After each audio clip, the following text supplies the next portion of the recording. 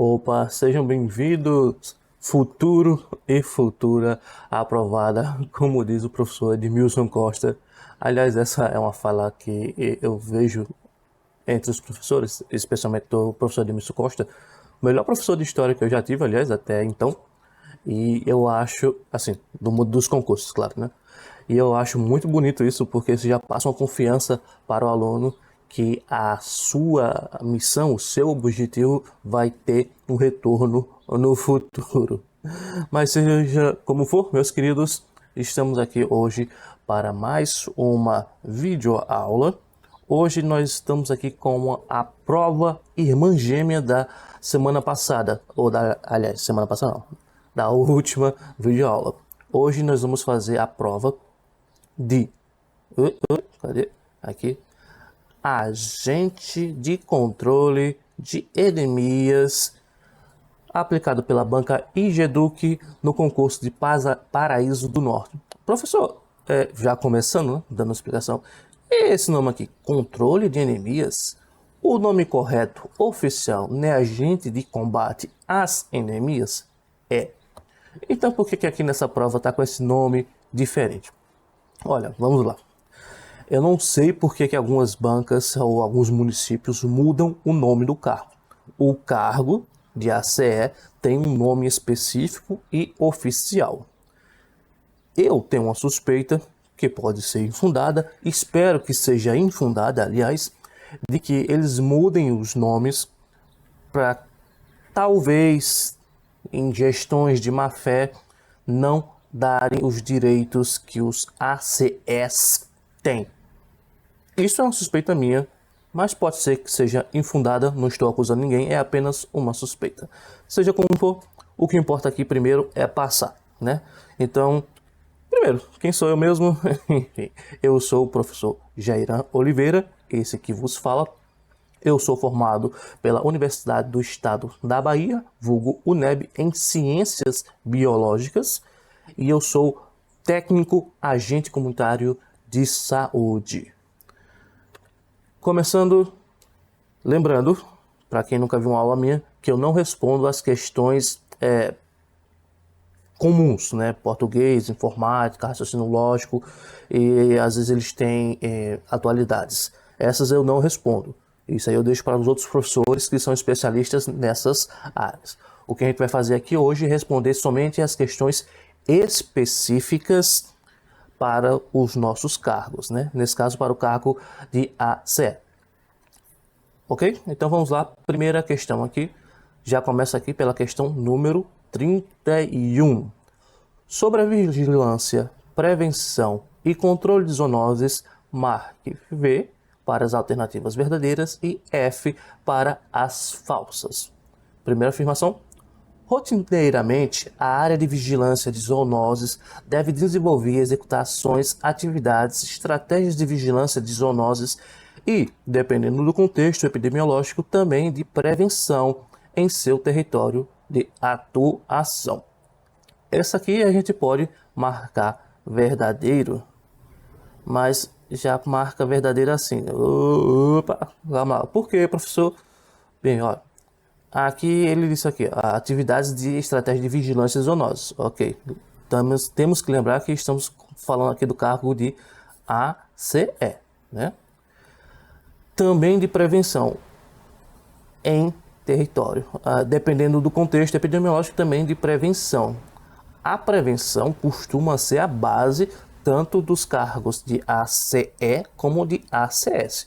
Ele colocou aqui como se meio que fosse uma coisa de exceção. Mas vamos ler o restante, né? Porque no contexto, todo o restinho tá tudo certinho. Eu não sei se essa banca aliás, eu sei que essa banca não é tão rígida assim. Se essa questão fosse por exemplo, na Sebrasp, né, a famosa CESP, eu já colocaria como errado. Mas enfim, próxima afirmação. Para as zoonoses monitoradas por programas nacionais de vigilância e controle do Ministério, as ações caracterizam-se por serem executadas de forma temporária a fim de subsidiar os programas de controles existentes. Calma, vamos lá. Novamente. para zoonoses monitoradas por programas nacionais de vigilância e controle do Ministério da Saúde. As ações caracterizam-se por serem executadas de forma temporária a fim de subsidiar os programas de controle existentes. Isso aqui está errado, né? Isso aqui é falso. Como assim, professor? Por quê? Bem, de fato existem algumas ações que são temporárias, mas aqui ele deu um contexto como se fosse no geral. Tem muitas ações que são permanentes. Por exemplo, as ações de controle do Aedes aegypti que transmitem a dengue, a chikungunya, o Zika vírus e a febre. Dengue, chikungunya, Zika vírus e... tá me deu um branco agora. Enfim, as ações para o controle do Aedes aegypti são permanentes. Já faz bastante tempo, né? Nós temos campanhas de tempos em tempos que apenas intensificam essas ações, mas as ações em si são permanentes. Então essa aqui está falsa. E como o Aedes aegypti, nós temos outras endemias que são permanentes também, que têm ações permanentes. A vigilância passiva caracteriza-se por viabilizar meios para a identificação oportuna e precoce de uma situação risco real, iminente, relacionada a zoonoses ou de ocorrência de zoonoses na área em questão, possibilitando que a área de vigilância e zoonoses local possa intervir com ações de controle. Essa aqui está certinha. Então, nós achamos aqui verdadeiro, falso e verdadeiro. Qual alternativa chega aqui? Letra A é o nosso gabarito. Questão número 32. A filariose linfática elefantíase é considerada uma das maiores causas mundiais de incapacidades permanentes ou de longo prazo. Sobre a doença, julgue as afirmativas abaixo. Peraí, calma. Primeiro eu vou confessar uma coisa, eu não sabia desse dado que a elefantíase era uma das maiores doenças de incapacidades do mundo. Isso aqui para mim é novidade. Eu sei que é comum no Brasil, porque nós temos, não só no Brasil, mas em todos os países subtropicais ou tropicais, porque nós temos muitos insetos, né? Muitos mosquitos, principalmente, que é o transmissor da filariose, né? Do bichinho que entra lá na pessoa e causa a obstrução dos vasos linfáticos, que causa esse efeito de expansão das paredes até virar aquilo que a gente conhece como elefantíase. Mas, ok, vamos lá. Primeira afirmação, vamos lá. Entre as manifestações clínicas mais importantes da filariose linfática estão endemas, ok? Acúmulo anormal de líquido, que é o que eu estava falando, dos membros, seios e bolsa escrotal, que podem levar a pessoa à incapacidade. Sim, isso aqui está certinho. Ele aqui não pediu para a gente colocar como verdadeiro ou falso, mas isso aqui está verdadeiro. Beleza. Professor, eu sempre vejo nas pernas a principal sintoma, né? Sintoma.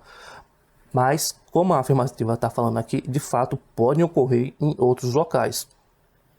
Nos seios, no saco escrotal e em outras partes do corpo. Mas geralmente a gente vê ali na perna, né? Principalmente ali na batata da perna, porque é onde o sangue retorna. E aí quando os parasitas obstruem esses canais, o sangue não tem para onde ir, e aí vai formando aquelas deformações nas pessoas.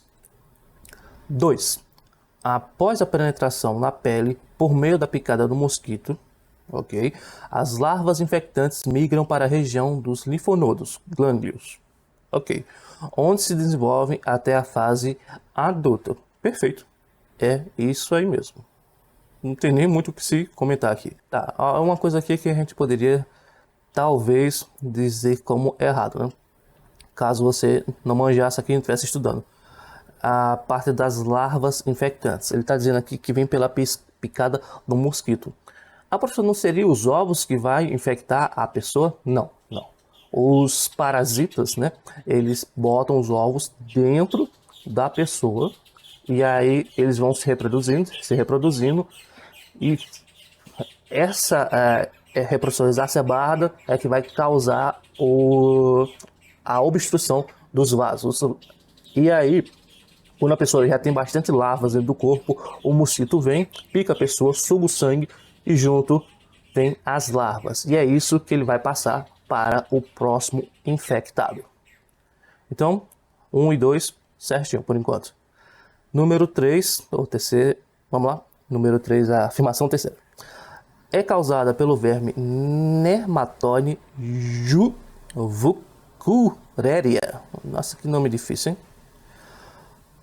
Nematóide Vucurella bancroft.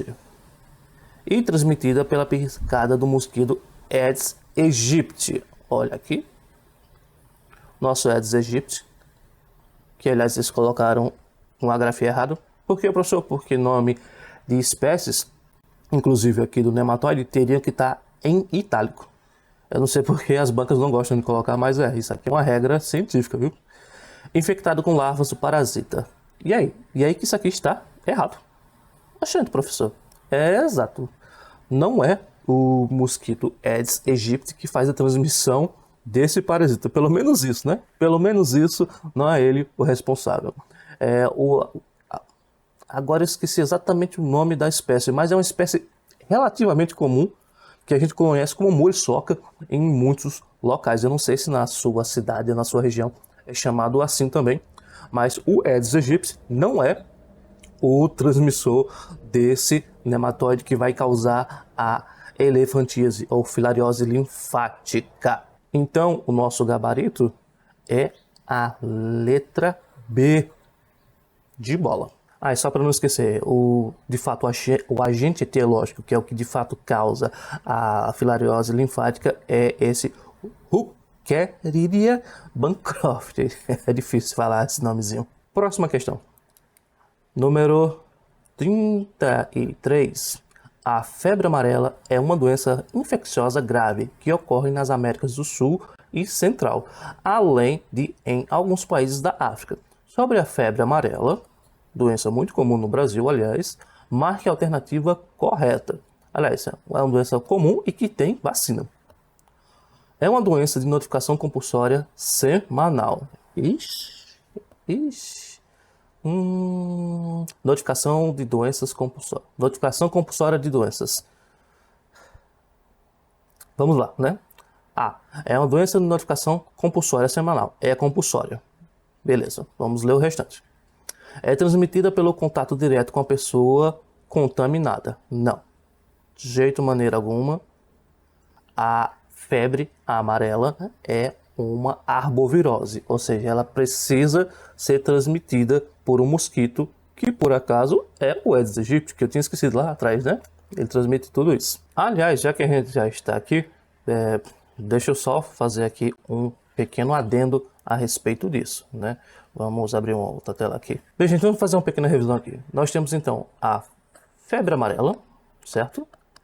A febre amarela ela é dividida em 2 ciclos. Nós temos o ciclo urbano, ou seja, aquele que ocorre na cidade, e o ciclo silvestre. Ou seja, aquele que ocorre nas matas, ou seja, na natureza. O ciclo urbano, eita, que aqui ficou bonito, hein? Beleza. Nós não temos casos de ciclo urbano há algumas décadas. O Brasil conseguiu, de fato, interromper a transmissão total no ciclo urbano graças às vacinas. Sim, as vacinas.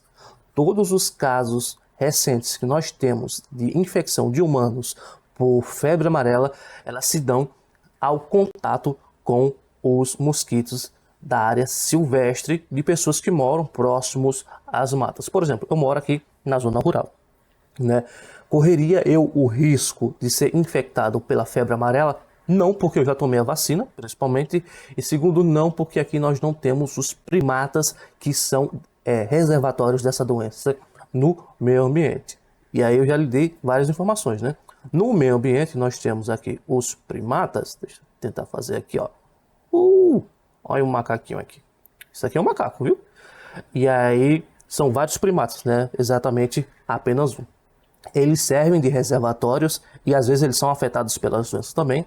E eles podem passar para os humanos que vivem nas proximidades. Aqui são os meus humanozinhos. Beleza? Ah, professor, como é que esses macacos pegam as doenças? Do mesmo jeito que a gente. Só que assim, no ciclo urbano, nós temos aqui o ciclo urbano, né? Então as pessoas são pegas, a doença é transmitida pelo Aedes aegypti, o mosquitinho da dengue. No ciclo urbano, quem passa a doença é o Aedes aegypti, o vírus, né? No caso. No meio silvestre, o que acontece? A doença ela é transmitida, deixa eu botar aqui, viu? Isso aqui é uma coisa, e aqui nós estamos falando do meio silvestre. Então, no ciclo silvestre, nós vamos ter, então, 2 gêneros de mosquitos com várias espécies que são os responsáveis pela transmissão, que são insetos do gênero Hemagogos e o Sabetes, que é um E. Então nós temos várias espécies desses gêneros que vão transmitir o vírus da febre amarela no circuito ou no meio silvestre, ok? Voltando aqui, nós temos a letra C. A vacina é a principal ferramenta de prevenção da febre amarela. Verdade, eu acabei de falar isso, não foi? Então isso aqui já elimina a letra A. No Brasil, só ocorre o ciclo urbano do vetor. Eu acabei de falar isso, né? Justamente é esse aqui que não ocorre. Nós só temos o ciclo silvestre. Então, a letra A... Então a letra C é o nosso gabarito. Mas calma aí. Ainda aqui na letra A, a gente tem uma coisa para revisar que é muito importante. Vamos abrir aqui novamente uma tela. Aqui, vamos lá. As notificações compulsórias. Esse é um outro assunto que cai muito, e essa questão é muito interessante porque ela caiu várias questões, vários assuntos em uma única questão. Vamos lá. A notificação compulsória, ela pode ser 2 tipos. A primeira é a imediata, em até 24 horas. É imediata, mas você tem 24 horas para fazer. E a segunda é a semanal. Beleza, a semanal já está escrito, né? É auto-explicativo, inclusive a imediata de 24 horas. Apareceu na sua unidade essa doença, você tem que notificá-la ou de forma imediata ou uma vez na semana. Quando você vai fazer a notificação, você tem os órgãos corretos a qual você tem que notificar. O primeiro, vamos começar aqui, que a nossa instância vai ser a Secretaria Municipal de Saúde. O outro órgão que nós temos que notificar, dependendo da doença, claro, é a Secretaria Estadual de Saúde. E, por último, nós temos o órgão máximo, que é o Ministério da Saúde. Certo? Vamos lá. Qual é a da febre amarela? A febre amarela ela é de notificação compulsória imediata em até 24 horas. Tem que ser na lata. Houve um caso, tem que notificar a quem? A todo mundo. Você vai notificar a Secretaria Municipal de Saúde, vai notificar o Estado e vai notificar também o Ministério da Saúde. Por quê? Porque para o Ministério da Saúde, a febre amarela é uma doença muito perigosa. E como a gente vem vacinando as populações há bastante tempo, se por acaso aparecer um caso em uma área que houve vacinação, aí pode ser 2 casos. 1, a pessoa não foi vacinada, beleza. Ou 2, a vacina não teve efeito. Se foi esse o caso, isso aí é um problema gigantesco, porque a capacidade da doença se disseminar é muito alta. E se ela voltar para o ciclo urbano, isso pode causar milhares de mortes, principalmente das populações que ainda não foram vacinadas. Por isso que é considerada uma doença de notificação compulsória imediata em até 24 horas. Como disse, acontece aqui e acolá um caso nas zonas rurais, mas em ciclos urbanos não há mais no Brasil. Por isso que o Ministério é bastante rigoroso a respeito da febre amarela. Próximo, questão número 34. A Lei Federal número 8080/90, que instituiu o SUS, dispõe sobre as condições para a promoção, proteção e recuperação da saúde, a organização e o funcionamento dos serviços correspondentes e dá outras providências. Beleza? Essa afirmação não tem o que questionar. Sobre a lei número 8080, que é como a gente gosta de falar, marque a alternativa correta. Beleza, vamos lá. Letra A. A iniciativa privada não pode participar do Sistema Único de Saúde em caráter complementar. Essa aqui está errado por essa questão aqui. A iniciativa privada pode sim participar do SUS em caráter complementar. Pode. Né? Não quer dizer que é obrigatório, mas pode. Aliás, é a coisa mais comum hoje em dia. Então, eu acho que todo município tem algum serviço prestado pelo SUS que, na verdade, é oferecido por terceiros, né? Eles contratam terceiros para prestar esses serviços. Aqui na minha cidade, é uma cidadezinha pequena, com poucos recursos, e acaba que a gente tem muita coisa que é prestada por terceiros, como, por exemplo, a realização de exames clínicos. Eu não sei se tem algum que é feito na cidade, na verdade. Quase todos são feitos por terceiros. Tem alguns serviços de exames e coisas assim que são feitos por terceiros também, mas principalmente nessa questão de exames clínicos. Outra coisa, o transporte, que lembrando que ainda faz parte do SUS, é feito aqui na minha cidade por uma empresa, ou seja, então é feito por terceiros. E dentro do posto, da UBS, né, nós temos todos os funcionários, mas tem vários funcionários da saúde que são contratados por uma terceirizada. E, enfim, eu acho que é difícil algum nível do SUS que não tenha a ação complementar do sistema privado dentro ali de alguma forma. Então, letra A está errado. Letra B. A execução de ações de vigilância sanitária faz campo de atuação do Sistema Único de Saúde. Como? A execução de ações de vigilância sanitária, beleza? Faz campo de atuação do sistema de saúde, Sistema Único de Saúde, SUS, certo, né? Ou seja, faz parte do SUS, está lá entre as suas diretrizes, né? Isso aqui está certo.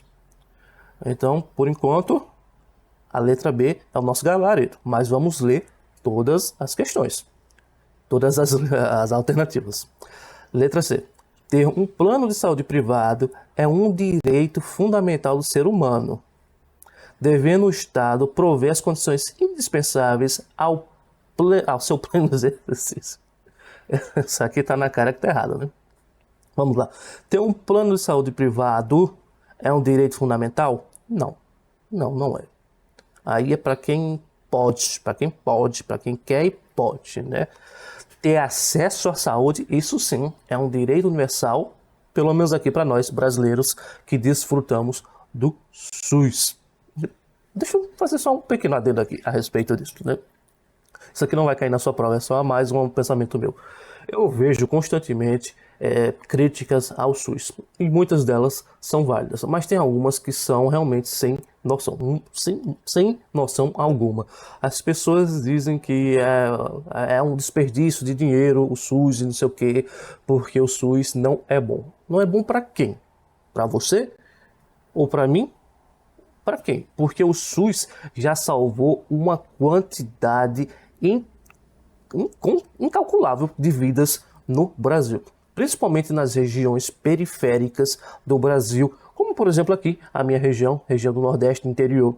Se nós não tivéssemos o SUS, as pessoas simplesmente iriam morrer à míngua porque não iriam ter dinheiro para bancar um tratamento particular. Os tratamentos particulares estão aí. Quem quer pode usar. E é muito caro. Inclusive, as medicações, quando a gente compra de forma particular, a maioria delas são caras também. Tem uma ou outra que são baratas, mas os remédios para doenças específicas são absurdamente caros. Se não fosse o SUS para dar o tratamento e a medicação de graça para as pessoas, como é que ia ser? Não precisa nem dizer, porque a gente já teve um tempo que não tinha SUS. As pessoas simplesmente morriam quando dependiam simplesmente do sistema privado de saúde. Sou contra o sistema privado de saúde? Não, mas sou muito a favor do SUS. Continuando aqui, voltando para a nossa aula. Última alternativa, letra D. A divulgação dos fatores condicionantes e determinantes de saúde não é um objetivo do Sistema Único de Saúde. A divulgação dos fatores condicionantes e determinantes de saúde não é um objetivo do Sistema Único de Saúde. Essa questão aqui ficou estranha, né?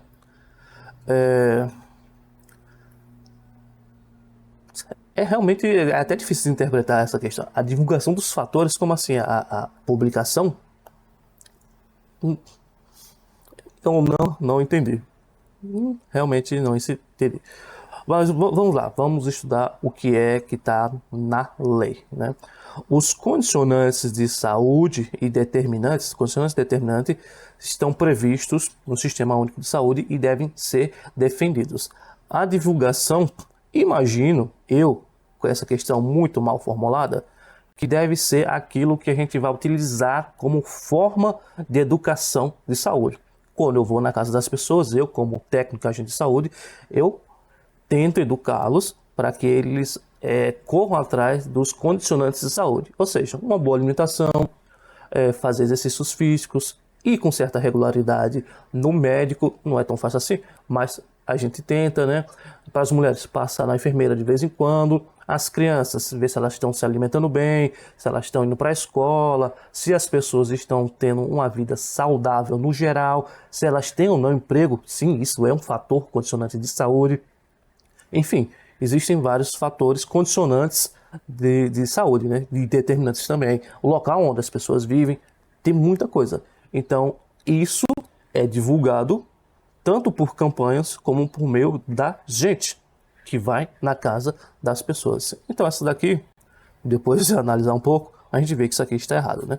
Então, de fato, apenas a letra B é o nosso gabarito da questão número 34. Próxima questão, número 35.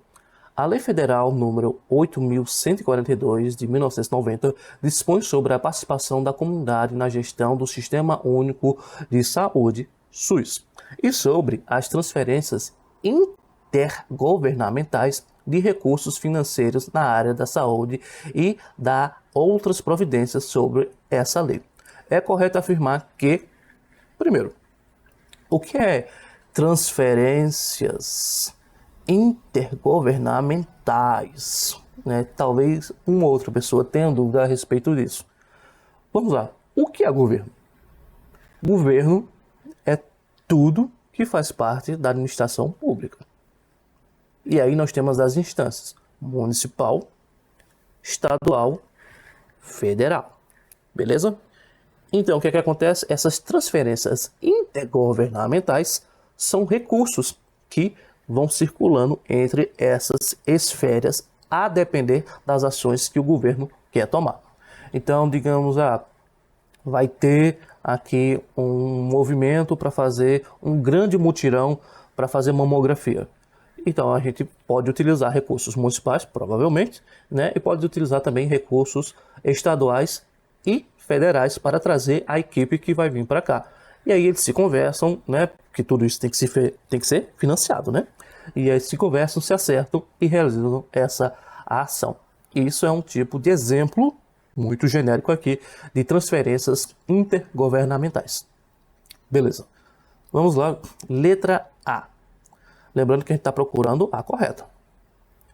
A Conferência de Saúde reúne-se-á a cada 5 anos com a representação dos vários segmentos sociais. Aqui a gente já vê que está errado. Por quê? Porque não é 5 anos, são 4 anos. A cada 4 anos. Então, letra A errada. Letra B. A representação dos usuários nos conselhos de saúde será não paritária. Não paritária em relação aos conjuntos dos demais segmentos. Essa aqui está errada também. Ela será paritária. Professor, o que é paritária? Existem algumas formas de interpretar isso aqui, mas eu gosto de dizer que são pontos equivalentes. Como assim, professor? Digamos o seguinte, que no conselho existam 10 cadeiras, beleza? Nessas cadeiras, 5 seriam para os órgãos governamentais e 5 seriam para representantes da sociedade civil. Isso seria uma composição paritária, entendeu? Meio que equivalente. É o que acontece mais ou menos aqui nos conselhos que existem na minha cidade. Eu participo como conselheiro do Conselho Municipal de Assistência Social. E eu estou lá representando a minha categoria, lá, a CEMAX, não, a Associação dos Agentes Comunitários de Saúde. Então eu entro lá como sociedade civil. Sim, eu não estou lá como o governo, eu estou como sociedade civil, porque a gente está representando os interesses da população especificamente.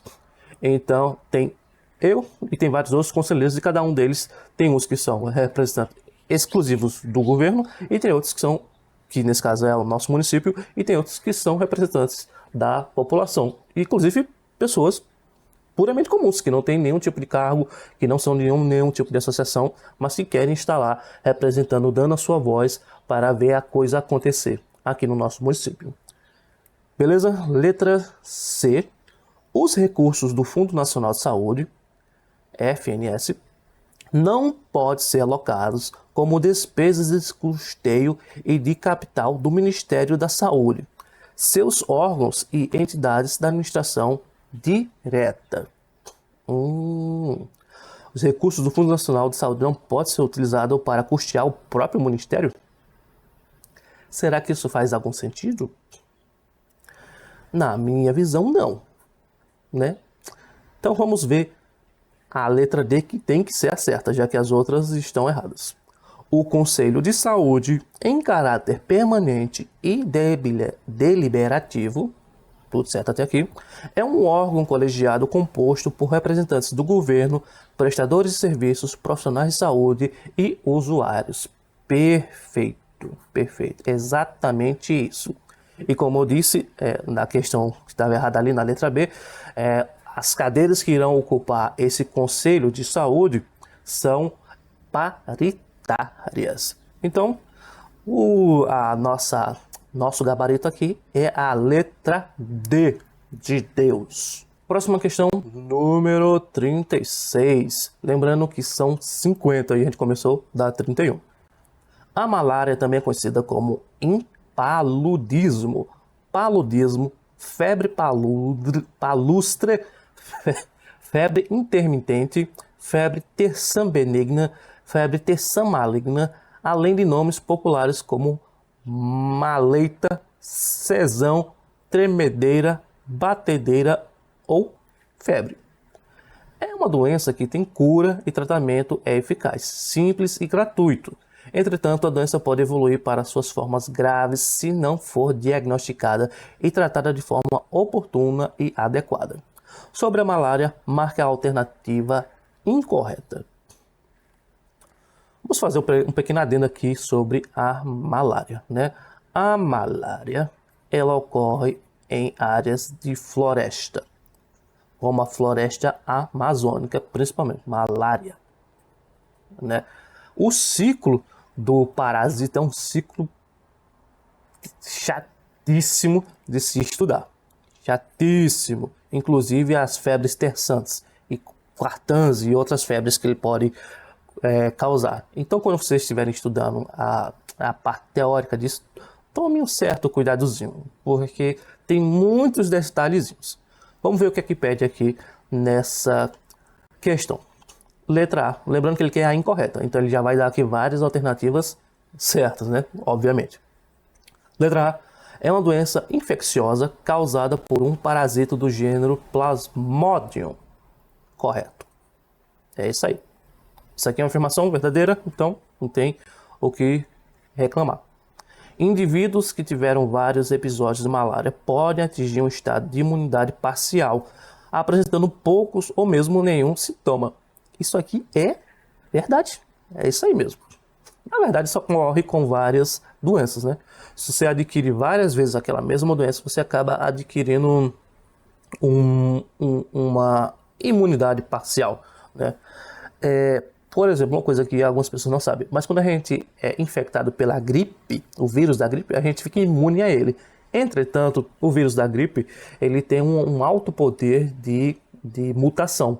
Então acontece que quando a gente pega a gripe de novo, na verdade a gente está pegando outro vírus da gripe que já sofreu várias mutações e o nosso corpo não reconhece mais.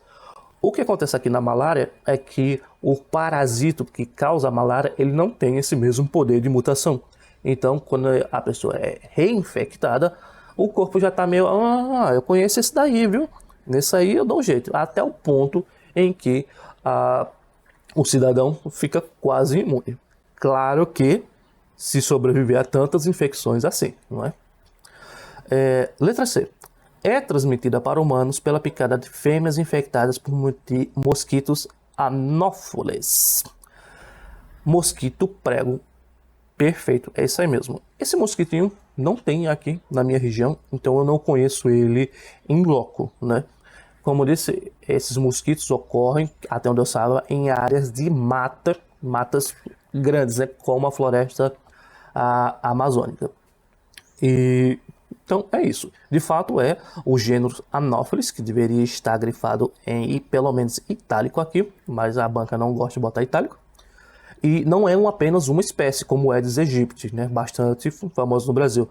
São várias espécies do gênero Anopheles. Beleza? Então, letra C também, perfeitinha. Vamos ver a letra D. O período de incubação, ou seja, o intervalo entre a aquisição do parasito pela picada da fêmea do mosquito até o surgimento dos primeiros sintomas é sempre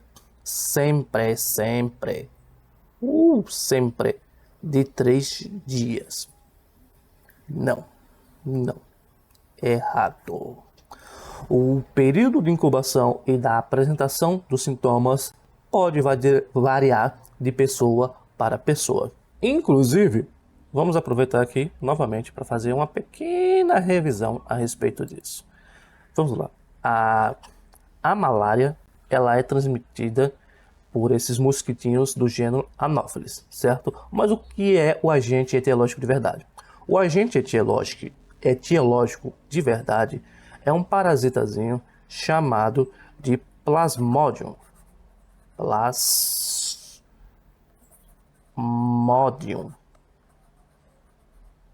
Opa, será que dá para entender?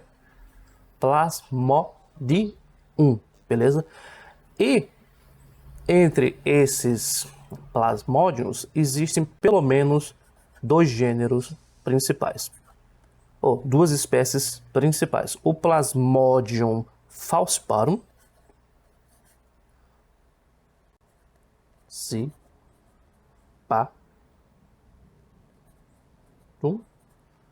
e o Plasmodium vivax. Vou botar assim, fica mais fácil vocês entenderem. O Plasmodium falciparum, ele tem uma média de incubação, uma média, viu? Que vai de 8 a 12 dias, né? Bem diferente do que a gente viu na afirmação. E o Plasmodium vivax, ele tem uma variação que vai de 13 dias a 17 dias. Professor, já é um número bem diferente. É bem diferente. E esses números na prática, na vida real, podem ser ainda mais diferentes.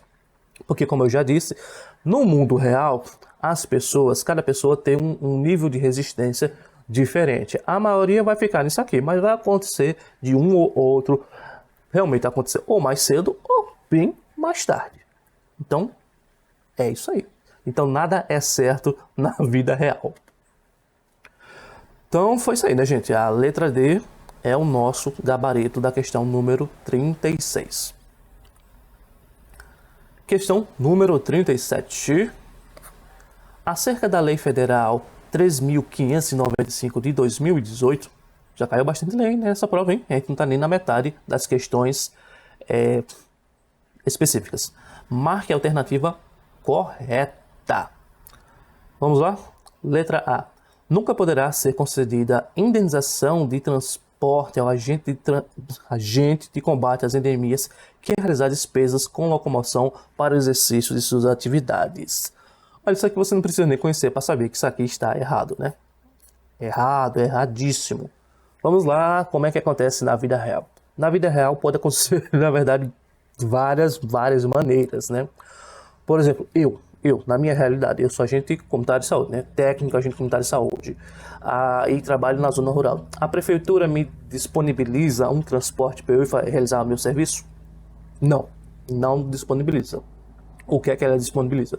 Eu utilizo o meu transporte, que é uma moto, e eles me pagam um valor simbólico, na prática, para eu bancar a gasolina.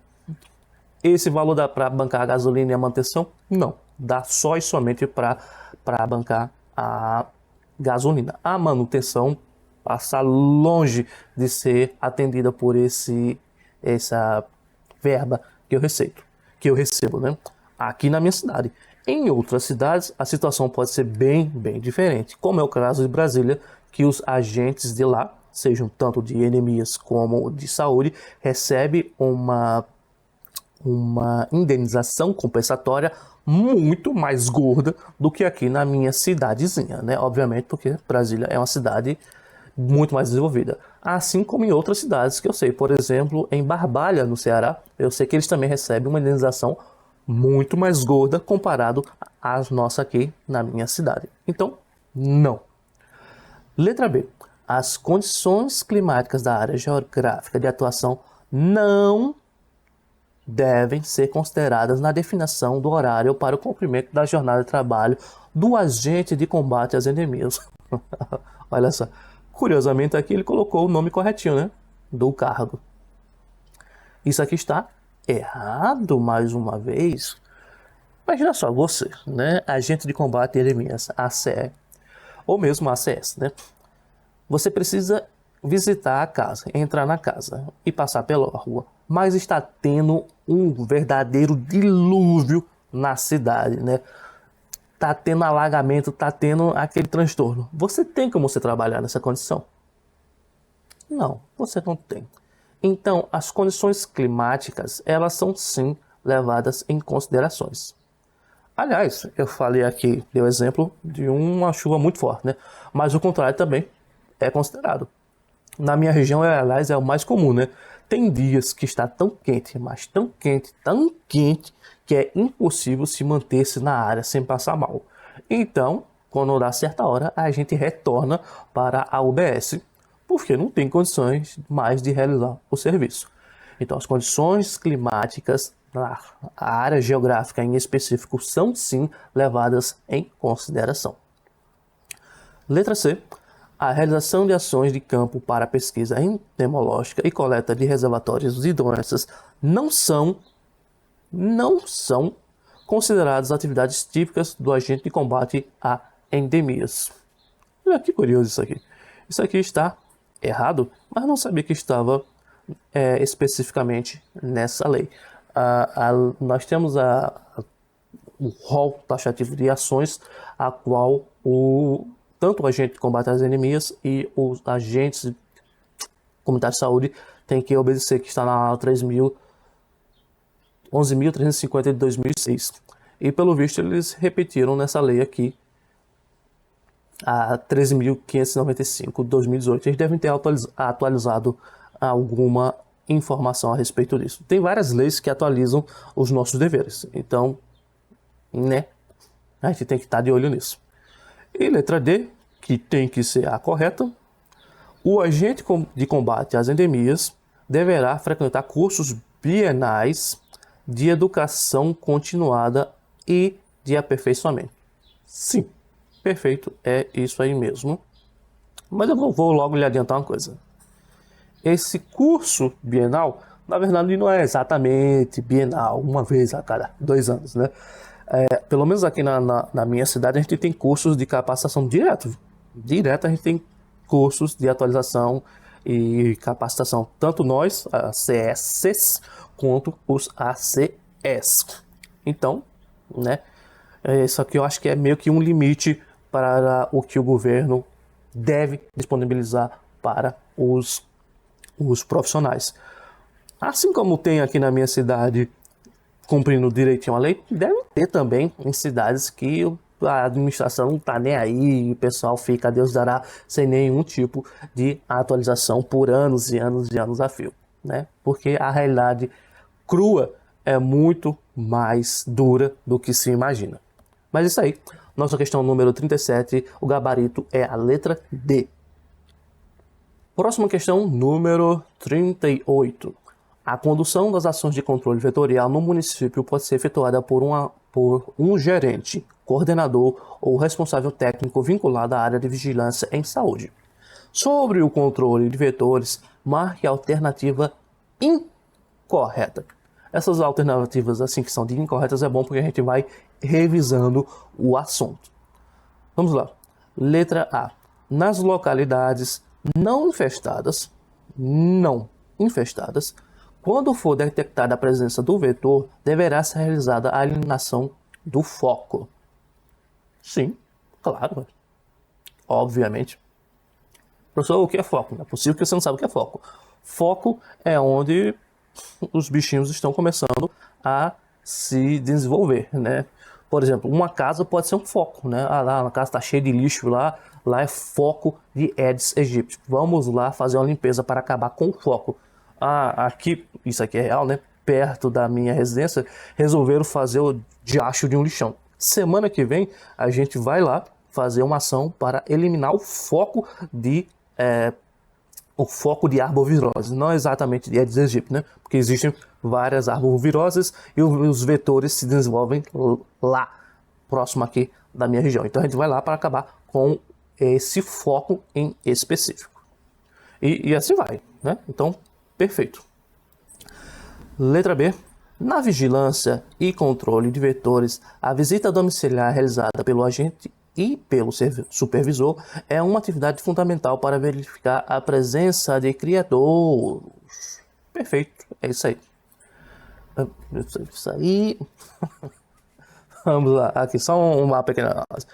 Na visita domiciliar realizada pelo agente, ele não falou qual agente, né? Então pode ser o agente de endemias ou o agente de saúde. E pelo supervisor.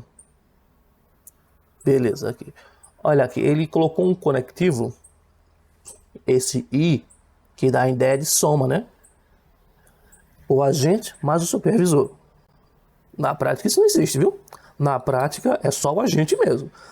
Um acaso muito raro é que algum supervisor vai acompanhar o agente, provavelmente em alguma ação.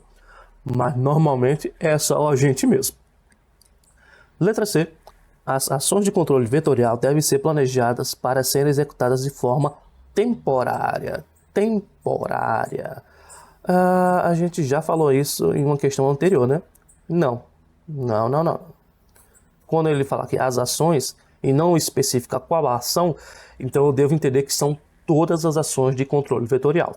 E como eu já expliquei, aliás, existem várias ações de controle vetorial que são permanentes, inclusive o do Aedes aegypti, entre outros. Então, por enquanto, a letra C está errada.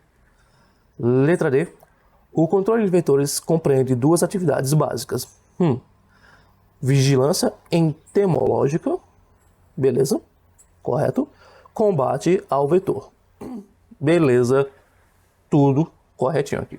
Professor, o que é vigilância entomológica? Vamos lá, a entomologia é a ciência que estuda os insetos. Então, vigilância entomológica é a vigilância sobre os insetos. Quais insetos? Obviamente, os insetos que são vetores. Vetor é o animal ou ser vivo que consegue transmitir um agente etiológico até os infectados, ou os infectantes, né, que somos prioritariamente nós. Prioritariamente, porque às vezes pode ser outros animais, como por exemplo gatos e cães, né, que vivem muito próximos a nós. Professor, não são todos os insetos que fazem parte da vigilância entomológica? Não. Se o inseto não tem nenhum tipo de importância médica em relação aos humanos, a vigilância entomológica está pouco se lixando. E isso faz sentido, gente. Por quê? Porque os insetos são um grupo de artrópodes mais diversos do planeta. Não haveria condições de você manter o olho em cima de todas as espécies que existem. Então aqui é uma questão de lógica, né? Então, sim, de fato, tem a vigilância entomológica, mas o combate é apenas aos vetores de algum tipo de importância médica em relação a nós, humanos e animais que vivem próximos a nós, como gatos, cães e em alguns outros casos nós vamos ter animais que a gente se alimenta também, né, como vaca, bode, enfim, animais que estão muito relacionados a nós. Então a única errada, a única incorreta de fato aqui é a letra C, que é o gabarito da questão número 38. Próxima questão, número 39. A raiva é uma doença infecciosa viral aguda grave que se caracteriza como uma encefalitite progressiva e aguda. Sobre a raiva, marque a alternativa correta. Correta. Aliás, sobre a raiva, caso vocês não saibam, é a doença mais letal do Brasil até o momento que eu saiba. Pegou raiva, é quase 100%. É quase 100%? Como assim, professor? Se não é 100%. Tá, vamos dizer que é 99% de chance de você falecer. Por que que não é 100%? Quando a raiva se desenvolve, é basicamente velho caixão. Mas existem, no histórico da doença aqui no Brasil, um único caso que os médicos conseguiram salvar a pessoa. Eles induziram ele ao coma, fizeram um tratamento lá e a pessoa sobreviveu, mas ficou com sequelas. Então, pelo histórico mundial, inclusive, existem em si pouquíssimos casos em que a pessoa sobreviveu. Mas se a pessoa desenvolveu a doença, as chances estão contra elas. Vamos lá. Letra A. Lembrando que a gente quer a correta. Letra A. Só acomete cães e gatos, não sendo possível a transmissão para humanos. Oxe, isso aqui é a coisa mais errada do mundo, né? Não preciso nem explicar muito. Todos os mamíferos são sujeitos a adquirirem raiva. E todos os mamíferos, inclusive, têm o mesmo destino. Pegou raiva, já era. Aliás, é até estranho uma doença tão letal como é a raiva conseguir se disseminar tão bem no meio silvestre a ponto de não simplesmente deixar de existir. Enfim, vamos lá. B. Não existe vacina contra a raiva. Existe. Isso aqui está errado. Existe sim vacina contra a raiva. Professor, existe vacina contra a raiva? Por que não aplica então na população inteira? Então, vamos lá. Toda vacina não, mas algumas vacinas têm um risco inerente à sua aplicação de você desenvolver a própria doença.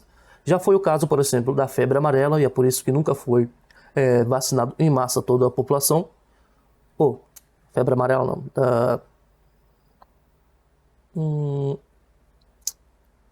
Febre amarela? Não, era febre amarela. Tinha esse risco antigamente. E outras doenças. Doenças que não são aplicadas na população inteira porque elas têm um risco maior do que o Ministério da Saúde quer admitir. A vacina da raiva, ela tem esse risco. Sim, tem esse risco. Tem um risco, eu não sei dizer exatamente de quantos por cento, mas digamos que seja 1%. 1% de risco de você adquirir a doença. Se você adquirir a doença por causa da raiva, você vai morrer. Sem sombra de dúvidas. Agora imagine só, o Brasil tem 220 milhões de pessoas. Se 1% dessas pessoas desenvolverem a doença depois da vacina, quantos não morreriam? Eu não sei de cabeça, mas vamos fazer aqui um cálculo utilizando aqui o meu celular. 220 milhões de pessoas adquiriram ou foram vacinadas e apenas 1% desenvolveu a doença. Morreriam 2.200.000 pessoas. Você topa correr esse risco de matar esse tanto de gente? Não, né? Então é por isso que só se aplica a vacina quem sofreu algum tipo de contato. Ou seja, uma mordida de um cachorro, um arranhão de um gato que não se sabe a procedência, e assim vai. Apresenta letalidade inferior a 1%? É errado. É errado demais. Como eu disse, a letalidade beira os 100%. Vamos botar aqui, seja 99,9999%. Porque a letalidade da raiva é absurdamente alta. Então, nesse caso aqui, como correta, só sobra a letra D. Vamos ver. É possível que a transmissão ocorra pela arranhão ou a lambedura de animais infectados. Sim, perfeito. É isso aí. Nosso gabarito é a letra D. Caiu bastante D, hein, nessa parte específica. Professor, lambedura? Sim. Sim, pela lambedura também. Se você tem contato com um cachorro, por exemplo, eu tenho minha cachorra aqui no meu quintal e eu gosto de pegar nela e tal, e se ela me lamber e ela tivesse infectada e passasse pela mucosa em alguma feridinha, alguma coisa assim, ou mesmo até às vezes através da pele, apesar que é mais difícil passar direto pela pele, você corre sim o risco de ser infectado, e aí, como eu disse, é vela e caixão. Próxima questão, número 40 de Rombo. A doença de Chagas apresenta duas fases. Uma fase aguda, doença de Chagas aguda, que pode ser sintomática ou não. E uma fase crônica, que pode se manifestar nas formas indeterminadas, assintomática, cardíaca, digestiva ou cardiodigestiva. Beleza, isso aqui é só afirmação, né? Sobre a doença de Chagas, marque a alternativa correta. Ok. Letra A. A única forma de transmissão da doença é vertical, ou seja, pelo contato com as fezes contaminadas. Isso aqui está errado, né? Isso aqui está tirando o principal vetor, que é o barbeiro, né? O famoso barbeiro. Existem várias espécies, aliás, que são transmissoras. Mas não, nós temos várias formas de transmissão. Além dessa transmissão, que é o contato com as fezes contaminadas. Calma aí. Agora que eu li direitinho, eu tive um insight aqui, que a questão não ficou muito bem formulada. Fezes de quem? Né? Primeiro. Como assim, professor? Veja bem, quando o barbeiro está lá picando a gente, né, o que na verdade acontece é que ele vai e faz cocô também. Né? Ele pica e faz cocô ao mesmo tempo. E ali o parasito está nas fezes do inseto. Beleza. A gente, pela picada, a gente coça e o parasito passa então para o buraquinho da picada. E aí é que é feito a infecção. Então, é pelas fezes? Sim. Mas aí ele não especificou, porque ele poderia estar falando aqui da pessoa. Se a pessoa estiver contaminada também. Entendeu? Então, sim, vai estar ali também, né? As fezes também estarão contaminadas. Então, mas em todo caso, não estamos falando aqui apenas isso. Eu estou explicando essa parte, mas ele falou aqui que é a única forma. Única forma. Vocês tenham cuidado com essas afirmações muito enfáticas. Sempre, única, nunca, né? Porque geralmente essas questões estão erradas. E isso aqui também. Essa não é a única forma de transmissão. Aliás, eu disse que era a principal, né? Isso não é mais verdade. Isso mudou com o tempo. Hoje, a principal forma de infecção da doença de Chagas é via oral. As pessoas consomem produtos que estão infectados pelas fezes do inseto que contém as larvas e são infectadas nesse processo. Como, professor? Lá na Amazônia, por exemplo, o pessoal consome muito açaí. Às vezes não é feita a devida higienização do açaí, é macerada tudo aquilo e tá lá, né? As larvazinhas sobrevivem à maceração, o pessoal passa para dentro a infecção também. Aqui no Nordeste tinha muito, capaz de ainda ter, né? Aqui a gente gosta muito de tomar caldo de cana, não sei na sua região. O que acontecia antes? O pessoal simplesmente pegava a cana, passava no moedor e lá tava as fezes do, do, do barbeiro junto com as larvazinhas, né? E a gente tomava, era infectado também. Hoje em dia não, hoje em dia o pessoal, não vou dizer também de todos os locais, porque eu não sei como é em todo lugar, mas pelo menos aqui na minha região, eu sempre noto que o pessoal faz a asepsia da cana, ou seja, eles tiram a casca primeiro, antes de passar no moedor, que é o correto. Se não fazer assim na sua região, evite tomar caldo de cana, né?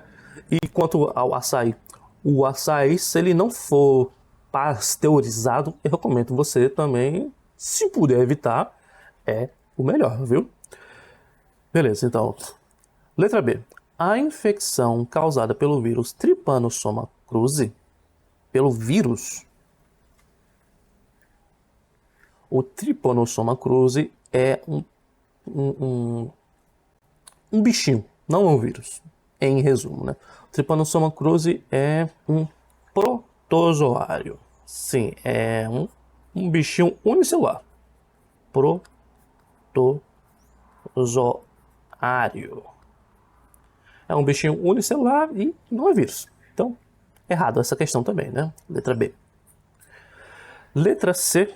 Uma forma de prevenção é evitar que o inseto barbeiro forme colônias dentro das residências, por meio da utilização de inseticidas residuais, por equipe técnica habilitada. Perfeito essa daqui. Até então. Vamos lá. Antigamente, os barbeiros, eles adentravam as casas que não tinham reboco, né? E aí eles se enfiavam dentro das frestas das paredes e formavam suas colônias dentro das casas. Às vezes as pessoas tinham quadros, né, pendurados nas paredes, quando você levantava estava cheio dos bichos ali. E aí começou-se então a ser utilizado a utilização de inseticidas residuais. O que são esses inseticidas residuais? Inseticida você já sabe, né? Um veneno que mata inseto. Residual significa que esse veneno vai ser aplicado, por exemplo, na parede, né? E ele gruda ali. Então ele vai passar muito tempo grudado ali, tendo efeito. Então se o inseto passar por cima, ele vai ser infectado. Vamos chamar assim de infectado, né? O veneno vai agir sobre ele e ele vai morrer. Calma aí. Eu disse que isso foi no passado. Hoje em dia, os insetos já meio que se adaptaram à questão das paredes. Não é mais necessário que a parede esteja com frestas e tal para eles invadirem as casas e formarem colônias. É mais difícil? Sim, é mais difícil. Mas ainda acontece deles entrarem às casas e procurarem locais para viver. Às vezes nós temos bagulhos ou coisas espalhadas pelas casas e eles podem se esconder ali. Outro caso, pessoas que moram na zona rural, como eu, ou em áreas periurbanas, ou seja, é urbano, mas está muito próximo à área rural, né? Os insetos simplesmente vêm da mata e adentram as nossas casas com certa constância. Mesmo que eles não encontrem um local adequado, eles podem adentrar a casa em busca de alimento, ou seja, sangue. E aí eles podem atacar cães, gatos e nós. E é por isso que é sempre importante, principalmente para pessoas que moram nessas áreas como eu, manter um olhinho atento a esses animais. Não só esses, na verdade, há vários outros animais. Inclusive, vira e mexe aparece aqui na minha casa. E não adianta fazer a detetização, né? Porque não vai impedir deles continuarem vindo, porque eles vêm do meio ambiente para dentro da minha residência. Então, essa aqui, por enquanto, é a certa, né? Vamos ler a última alternativa. A vacinação é a forma mais eficaz de prevenção. Não. Por que não é, professor? A vacina não presta? Não, a vacina não existe. Não existe vacina contra protozoários, até onde eu saiba, né? Lembrando que vacina é aquilo que você toma para deixar de adquirir, né? Outros medicamentos podem ser aplicados via venosa com uma seringa, mas isso não é caracterizado vacina, beleza? Então, de fato, aqui a nossa alternativa é a letra C, C de casa. Questão número 41, finalmente ultrapassando a metade dessa aula. A infecção pelo Zika vírus, que também é transmitido pelo Aedes aegypti, é uma arbovirose. Sim, professor, o que é arbovirose mesmo? Agora tá fugindo, né? A capacidade cognitiva minha. Arboviroses são vírus transmitidos por artrópodes. Eu tenho uma aula falando disso aqui no canal, caso você não saiba, viu? Entre os artrópodes, os mais comuns são os mosquitos, que, aliás, não são hematófagos per si. As fêmeas, somente as fêmeas, tornam-se hematófagas, ou seja, se alimentam de sangue, quando elas estão prenhas, né, para gestar os seus ovos, porque a seiva das plantas, que é o principal alimento dos insetos, não supre a energia suficiente para ela maturar os seus ovos. Vamos lá. O primeiro isolamento humano do ZIKV, isso aqui é a sigla para o vírus, foi relatado na Nigéria em 53. Desde então, o ZIKV expandeu sua abrangência geográfica para vários países da África, Ásia, Oceania e Américas. Sobre Zika vírus, marque a alternativa correta. Ele quer saber o que é verdade, gente. Vamos lá. O vírus transmitido pela piscada do mosquito palha. Não é mosquitinho palha. Mosquitinho palha transmite outras coisas. Aqui é o nosso famoso, o Aedes aegypti. Tá aqui nome difícil de escrever. Né? O mosquito da dengue, que também transmite a febre amarela. Vamos lá. Febre amarela, Zika vírus, dengue. Aí eu sempre esqueço. Aí a outra é o quê? Chikungunya. Aí. Caramba. Hoje tá difícil, hein? B. A gestante infectada... Assim, isso aqui tá errado, né? É erradinho. A gestante infectada sintomática, aquela que apresenta sintomas, ou assintomática, não pode transmitir o vírus para o feto. Errado. E aí, eu não sei se vocês se lembram, né? Mas há alguns anos atrás nós tivemos um crescente assim, exponencial que foi muito rápido no Brasil, e nós tivemos diversos casos de gestantes que deram à luz a crianças com microcefalia por causa do Zika vírus, né? Então, sim, as mulheres grávidas podem passar a doença para o feto. Então, errado. Somente mulheres grávidas e pessoas acima de 60 anos são suscetíveis ao Zika vírus. Só e somente mulheres grávidas. Por quê? O mosquito é seletivo? Ele escolhe só as grávidas? E só as pessoas com mais de 60 anos? Não, né? Isso não faz sentido. Então, qualquer pessoa pode sim adquirir o Zika vírus, apesar de fato, os grupos que correm mais riscos são esses, né? São as mulheres grávidas e as pessoas com mais de 60 anos. Mas só. Tirando isso, qualquer um pode pegar o vírus. E letra D, que tem que ser a correta. A maioria das infecções pelo ZIKV são assintomáticas ou representam uma doença febril autolimitada, semelhante às infecções por chikungunya e dengue. Verdade.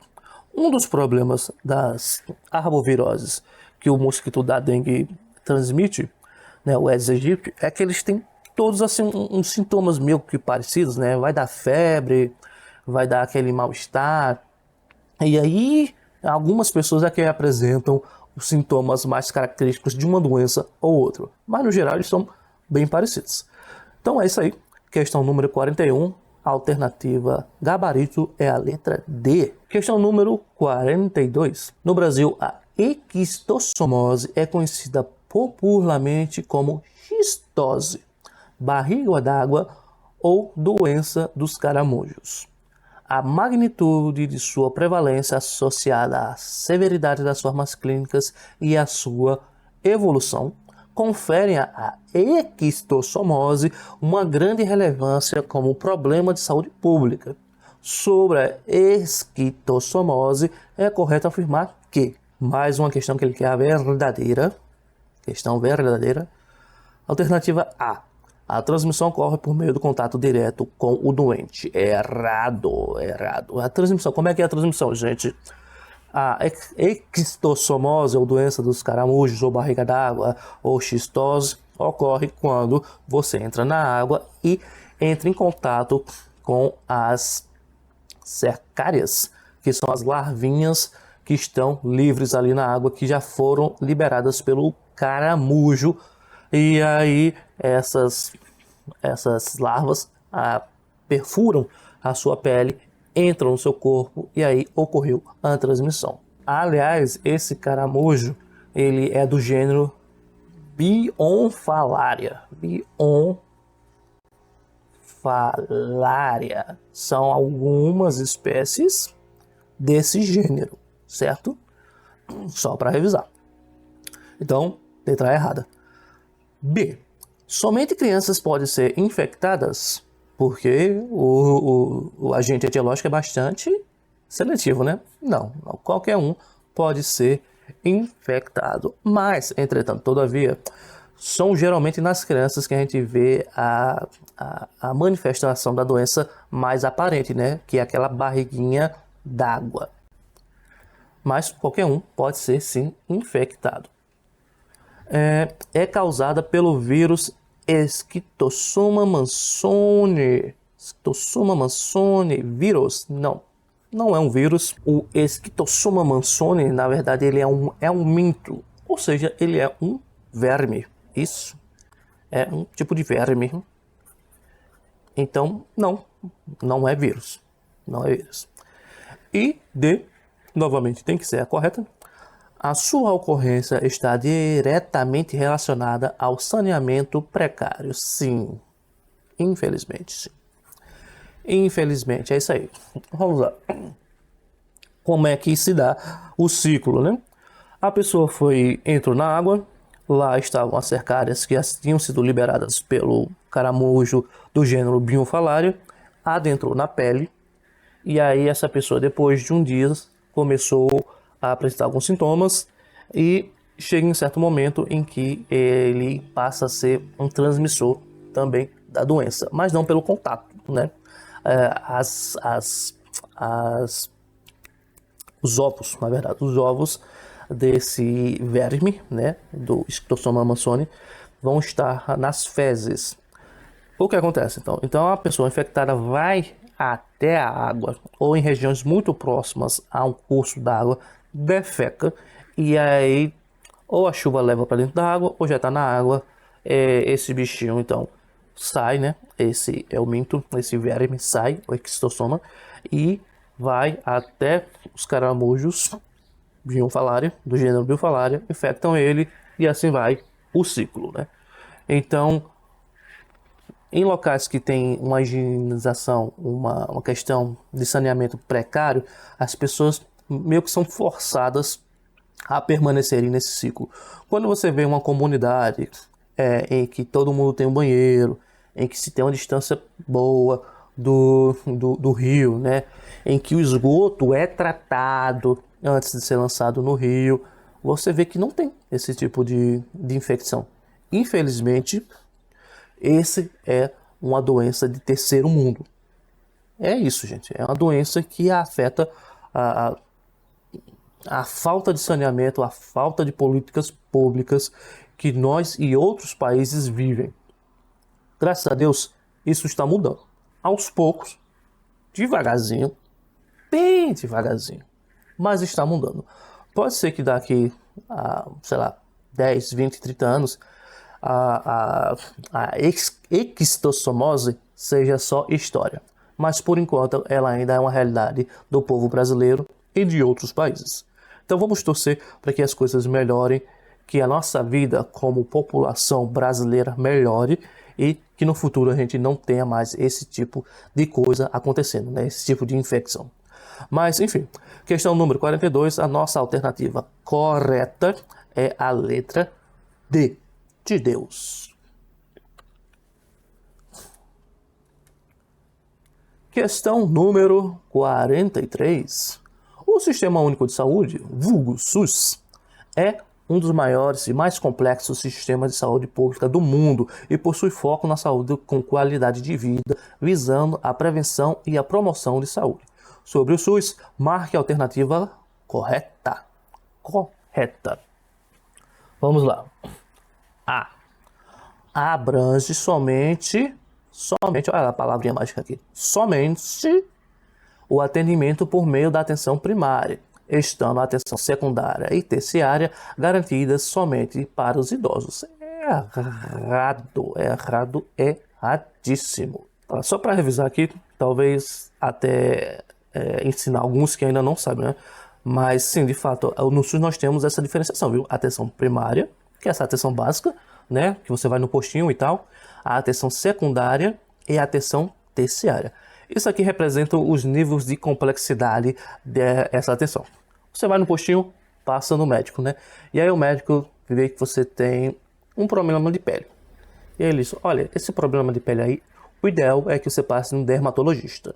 E ele vai lhe encaminha, então, para a atenção secundária, em qual vai ter um especialista que vai tratar de assuntos não tão complexos assim, mas mais complexos do que o médico da saúde da família, que é o que atende no posto, realmente tem capacidade de lhe atender, né? O médico pode até dar-lhe um paliativo, mas precisa de algo mais específico, vai então para a atenção secundária. E assim nós temos vários outros profissionais que fazem parte da atenção secundária, como cardiologista, às vezes um ginecologista, né, que é algo mais específico, pediatra. Não, pediatra muitas vezes é a atenção primária ainda, né? Mas geralmente você passa no postinho e você vai para alguém mais especializado. Deu para entender, né? A atenção terciária é algo mais complexo ainda. Ou seja, você já passou na atenção primária, foi para a atenção secundária às vezes, e daí você foi para a terciária. Às vezes você não passa na secundária, você já vai da primária para a terciária. Que é quando você, por exemplo, você precisa de uma cirurgia cardíaca, por exemplo. Você desenvolveu um problema cardíaco e aí você precisa de uma cirurgia. Quem é que vai resolver isso? É o médico do postinho? Não, não é. É o cardiologista?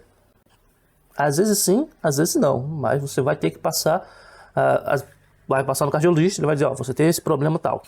Ele pode ser o cirurgião médico, mas às vezes não, às vezes ele vai mandar você para um terceiro, que é o especialista da atenção terciária, de algo bastante complexo. Na atenção terciária, geralmente envolve também uma questão de alta complexidade, que envolve muita tecnologia, como por exemplo o tratamento oncológico de pessoas que têm câncer, envolve alta tecnologia, porque tem aparelhos grandes, às vezes usam equipamentos que ocupam a sala inteira e tal. Gente extremamente especializada para fazer o seu tratamento. Tratamento hemodiálise, apesar de você parecer simples, né? Vai lá e passa na maquininha. Aquela maquininha ali, ela tem uma tecnologia avançadíssima para fazer o seu serviço. E sempre tem um profissional também altamente gabaritado acompanhando as pessoas, acompanhando os pacientes. Então, né? Não, né?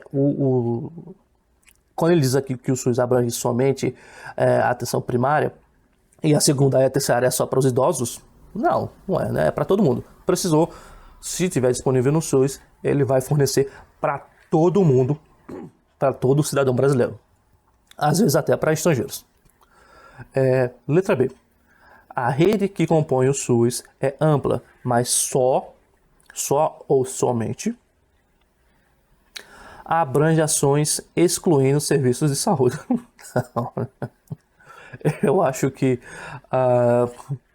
o SUS deve ser 80% de serviços de saúde e talvez uns 20% de ações, ou talvez até bem menos do que isso. Então não. Errado. Letra C. A gestão das ações e dos serviços de saúde deve ser solidária, beleza? E participativa entre os 3 entes da federação: União, Estados e municípios. Perfeito. É isso aí. A gente já falou aqui algumas vezes, né? Que os recursos intergovernamentais circulam ali entre eles conforme a necessidade. É isso aí mesmo, tá certinho. Mas vamos ver a letra D para ver o que é que diz. O SUSE, é composto exclusivamente pelo Ministério da Saúde. Não, né, gente? Não. Vamos lá. O SUSE tem o Ministério da Saúde, sim, claro. Mas vai ter a Secretaria de Saúde Estadual e tem a Secretaria de Saúde Municipal. É isso aí. Na verdade aqui não se usa, né? Esse primeiro, se usa só esses 2 aqui. Secretaria de Saúde Estadual, Secretaria de Saúde Municipal. Ou não. Enfim, é sigla, né? Sigla pode mudar, dependendo do caso. Mas aí nós só temos como correta, de fato, a letra C, que é o gabarito da nossa questão número 43. Preciso de uma água. Questão número 44. A Covid-19 é uma infecção respiratória aguda de elevada transmitibilidade e de distribuição global. Sobre a Covid-19, marque a alternativa correta. Vamos lá. Letra A. A transmissão ocorre exclusivamente pelo sangue contaminado. Não, né? A Covid é uma transmissão tipo gripal, né? Então, ela pode acontecer pelo contato com o sangue, mas pode ser pelas gotículas de ar no ar também, né? Quando a pessoa espirra e tal, lança no ar, você aspira, você é contaminado. Ou então quando você toca objetos que estão com o vírus na superfície, você também pode ser contaminado.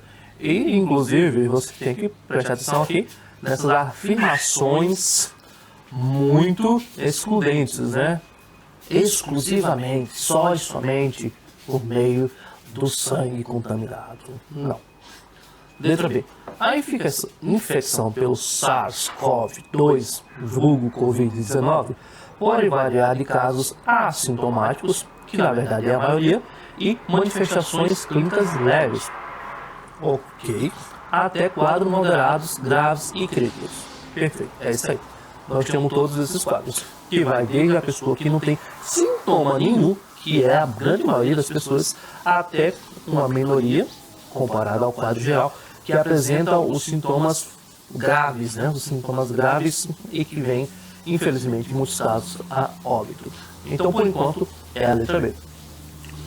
C. O período de incubação é sempre 2 dias. Sempre. Tem que ser toda vez. Não salva uma vez. Não importa qual pessoa. 2 dias. Não, né, gente? Não. Não. O período de incubação varia de pessoa para pessoa. Então, não. D. É causada pela bactéria. Bactéria SARS-CoV-2. É causado pelo vírus SARS-CoV-2. Essa prova caiu muito essas pegadinhas, né? Tem muita pegadinha disso, de trocar o tipo do agente etiológico. Não, esse é uma bactéria. Não, esse é um protozoário. Não, esse é um verme. Teve muito nessa prova aqui. Pegou muita gente, certamente pegou muita gente desprevenida. Mas isso aí, nosso gabarito é a letra B de bom. Questão número 45. Sobre as redes da atenção à saúde, as RAS, do Sistema Único de Saúde justifica as afirmativas a... Não, justifique não, né? Julgue as afirmativas abaixo. Vamos lá. As RAS devem ser... RAS, né? Eu já disse ali, né? Rede de Atenção à Saúde. Devem ter foco na população, beleza? De uma forma integral, por meio de serviço contínuo de cuidados que visem prioritariamente o tratamento e não a prevenção da saúde. Errado demais. Eu não sei que não tem muito o que explicar, né? Mas vamos lá, só dar uma elucidada. O que é prioridade é a prevenção. Sempre. A prevenção é sempre o melhor. Então, não. Né? Não. Está errado. A prevenção é muito mais barato investir em prevenção do que no tratamento a posteriori. Então, a prevenção é sempre a prioridade no contexto geral. 2. São arranjos organizativos, olha que termo bonito, de ações e serviços de saúde de diferentes necessidades tecnológicas que, integradas por meio de sistemas de apoio técnico, logístico e de gestão, buscam garantir a integralidade do cuidado. Perfeito, né? Meio erudito, mas é isso aí. Essa aqui, verdadeira. 3. As RAS são sistematizadas para responder às condições específicas de saúde. Beleza. Por meio de um ciclo completo de atendimentos, que implica a continuidade e a integralidade da atenção à saúde nos diferentes níveis de atenção primária, secundária e terciária. Sim, beleza. Exatamente. Como a gente já explicou aqui em vários momentos dessa aula, o SUS atende a todo mundo em vários níveis de complexidade. A atenção primária, que é onde você vai trabalhar, onde a gente faz principalmente essa questão educativa, de prevenção e tal, e tem algum certo cuidado de complexidade bem baixo. Conforme vai precisando, vai subindo os níveis de atendimento secundário e terciário. Beleza?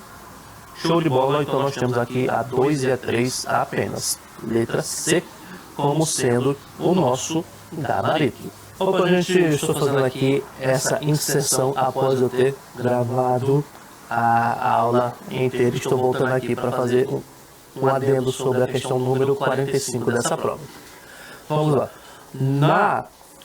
No gabarito, que eu passei depois para dar uma olhadinha, a banca deu como acerta a letra B dessa questão. Eita, professor, você errou?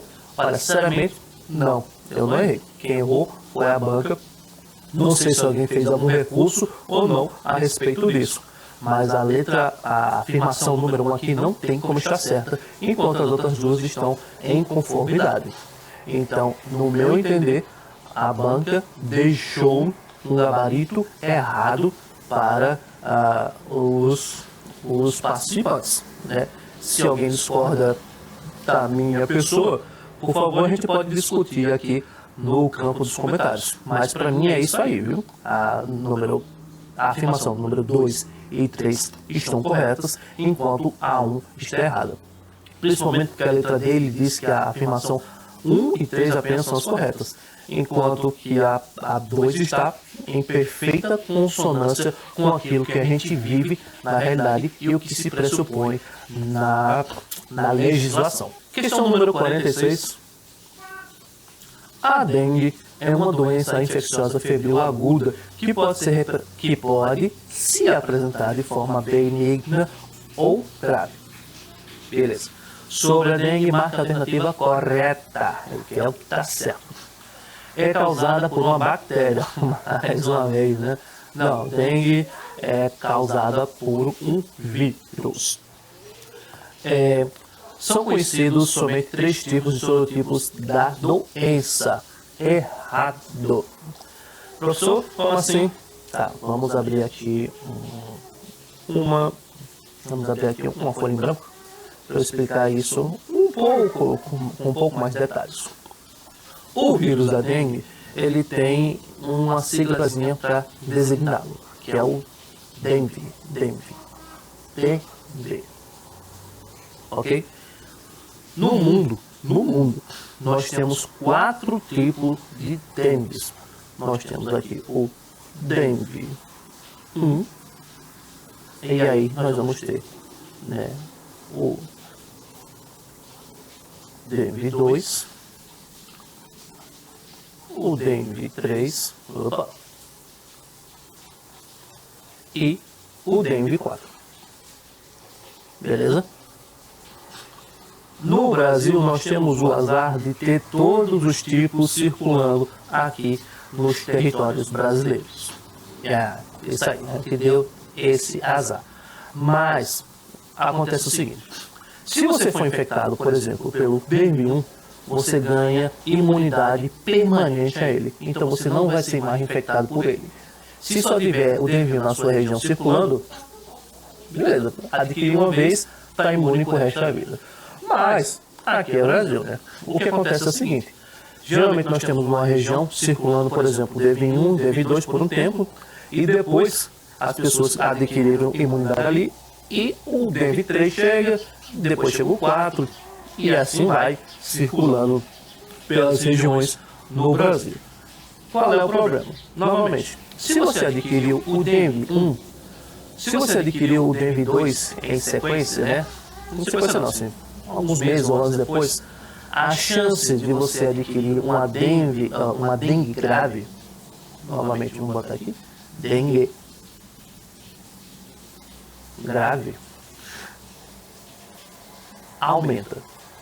Professor, dengue grave não é dengue hemorrágica? Não, não é mais dengue hemorrágica, porque muitos casos de dengue hemorrágica não tinha hemorragia. Então passou-se a adotar um termo mais condizente com o que realmente acontece, que é a dengue grave, certo? Sim, mas continuando. Quando você pegou o dengue 1, você teve uma denguezinha leve, não sei o quê. Aí você foi e adquiriu novamente, teve uma dengue já que pode vir a evoluir para a dengue grave com maior chance. Mas digamos que não aconteceu, você foi mais forte de fato, mas não desenvolveu para a dengue grave. Se você adquirir então a dengue 3, eita meu nobre, minha nobre, a chance de você desenvolver a dengue grave uma terceira vez é altíssima, altíssima mesmo. A professora tem proporções, não existem números oficiais, até onde eu saiba, de qual é essa proporção, porque é difícil você averiguar quais pessoas já tiveram 1, 2, 3, 4 vezes a dengue. E a chance de você sobreviver à dengue 3 para então você chegar na dengue 4, no dengue 4, nossa, são baixíssimos. São baixíssimos. E aí, se você chegou no dengue 4, é quase 100% de chance que você realmente vai ter a dengue grave. Qual é, então, a solução? Ter uma vacina que lhe proteja dos 4 tipos de dengue ao mesmo tempo. Por quê, professor? Porque assim, a vacina da dengue já existia há bastante tempo, mas ela não era aplicada por quê? Por causa disso. Se você fosse imunizado para o dengue 1 e pegasse, por acaso, na sua região estava circulando o dengue 2, você já tinha a dengue 2 como se você já tivesse tido a primeira. Então a chance de você ter a dengue grave era aumentada. Outra coisa, teve um tempo que se criou-se a vacina que conseguia imunizar para 2 tipos. Aí o que acontecia? A mesma coisa. Quando você pegava o outro vírus da dengue, era como se tivesse a chance aumentada ainda mais. Então era muito, muito perigoso. Então somente agora que nós temos a vacina da dengue que previne contra os 4 tipos ao mesmo tempo, é que de fato a vacina tornou-se segura para todo mundo. E é o que está sendo aplicada. Eu tenho muita fé que daqui a 10 anos a dengue vai ser história, pelo menos aqui no Brasil. Que a gente vai conseguir imunizar todo mundo e não vai ter mais problema, pelo menos com a dengue. Então aqui, letra B está errada porque existem 4 tipos. Letra C. O doente pode apresentar sintomas como febre, certo? Dor de cabeça, certo? Lembra que a gente está falando da dengue, viu? Dores pelo corpo, certamente. Náuseas, certo? Ou até mesmo não apresentar qualquer sintoma, ser assintomático. Perfeito, exato. Pode ocorrer tudo, inclusive nada, né? Então, por enquanto, essa aqui, a letra C, é o nosso gabarito verdadeiro. Mas vamos ler a última. É transmitida pela picada de carrapatos. Carrapatos, não. Essa aqui você não tinha como errar, pelo amor de Deus, né? A dengue, entre outras arboviroses, é transmitida pela picada do nosso famoso mosquito, o Aedes aegypti. Eu já escrevi aqui umas 1000 vezes esse nome, né, hoje. Então, não. É só para lembrar, ver se eu lembrando. Dengue, chikungunya, zika vírus e febre amarela são transmitidas por esse mosquito muito trabalhador que é o Aedes aegypti. Então, o nosso gabarito da questão 46 é a letra C. Questão número 47. Os mosquitos transmissores da dengue se desenvolvem através da metamorfose completa. Correto. Correto. Aqui é o texto, né, do cabeçalho tem que estar correto. E o ciclo da vida compreende 4 fases: ovo, larva, 4 estágios larvários, pulpa e adulto. Perfeito. Sobre a biologia do vetor da dengue, marque a alternativa correta. Beleza, vamos lá. A capacidade de resistência dos ovos do Aedes aegypti a dessecação, aliás, é um sério obstáculo para a sua erradicação. Gente, já deu aqui de cara, é verdade, viu? Verdade, verdadeiro. Lembrando que os ovos do Aedes aegypti podem sobreviver sem água até mais de um ano, né? Sobrevivem todos os ovos, professor? Não é. Digamos que a fêmea depositou lá 100 ovos. A fêmea deposita muitos ovos, viu? 100 ovos. Se passar um ano lá no finalzinho, digamos que sobreviva, sei lá, uns 10 ovos, mas ainda assim sobreviveu uma quantidade boa para eles continuarem se reproduzindo. Próximo. Letra B. A pulpa, que é o segundo estágio da vida do Aedes aegypti, é dividida em cabeça, tórax e abdômen. Eita, essa aqui é uma questão puramente de biologia, hein? Não. A pulpa é dividida em cefalotórax e abdômen. Cefalotórax. Oi, papai. Falotórax. Ei, papai. Tá mostrando o vestidão? Quer aparecer no vídeo também? Quer? Na aula do papai? Olha a minha pequenininha aqui. Ops. Vai dar aula junto com o papai? Vai dar aula junto com o papai, vai? Aqui, mamãe, ó. Olha, minha filha. Ó. Diga oi. Futuros e futuras aprovadas. Vai com a mamãe, vai. Então, não, né? A letra B está errada. A pulpa é dividida em cefalotórax e abdômen. Letra C. A duração da fase larvária não depende da temperatura nem da disponibilidade do alimento no criador. Errado demais. Vamos lá também mais uma questão de biologia. Os insetos, eles não produzem calor interno, né? Eles não são endotérmicos como nós, eles são exotérmicos. Eles dependem do calor do ambiente externo para a regulação do seu corpo, né? Então, em ambientes frios, o desenvolvimento das larvas é mais devagar. Outro detalhe, né? Se tem comida disponível à vontade, essas larvas vão se desenvolver também mais rápido.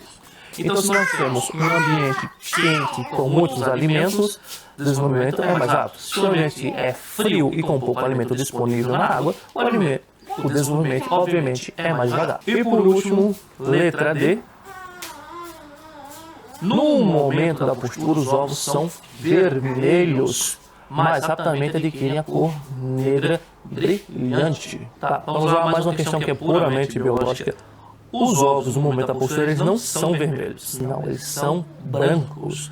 E aí, de fato, sim, eles adquirem a cor negra brilhante depois de alguns minutos expostos ao oxigênio, ao ambiente, né? Então, encerrado por isso. Então, só sobrou, de fato, aqui a letra A, que é o nosso gabarito como sendo a correta, que foi o que pediu a questão. Questão número 48. As diretrizes nacionais para a prevenção do controle de epidemias de dengue apresentam 4 componentes. Assinale a alternativa que não apresenta um componente dessas diretrizes: vigilância ambiental, comunicação e mobilização, controle vetorial, assistência. Tá, vamos lá, gente. Olha, essa questão aqui, de fato, a banca se diferenciou, pegou bastante pesado nessa questão em específico. Porque isso aqui não é um conhecimento que geralmente é cobrado em provas desse nível, né? Mas, em todo caso, vamos lá.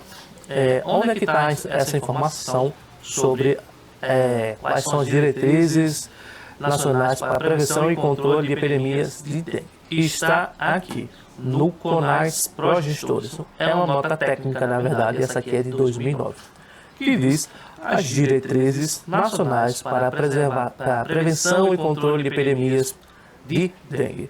E aí, logo aqui no sumário, a gente já vê qual é a resposta. São várias, na verdade, né? Os componentes são assistência, vigilância epidemiológica, controle de vetores, comunicação e mobilização, gestão de plano e financiamento. Desses aqui, desses que eu falei, qual é o que não tem naquele rol ali? É a vigilância ambiental. Não está lá no rol. Então, essa é o único que não está presente nas diretrizes, que é o que ele pede, né? O que não apresenta em um componente dessas diretrizes. Então, a letra A é o gabarito da questão 48. Essa aqui provavelmente a maioria das pessoas ou errou ou acertou no chute. Vamos lá para a nossa penúltima questão, lá no finalzinho, questão número 49. Sobre os objetivos fundamentais da educação ambiental, julgue as afirmativas abaixo.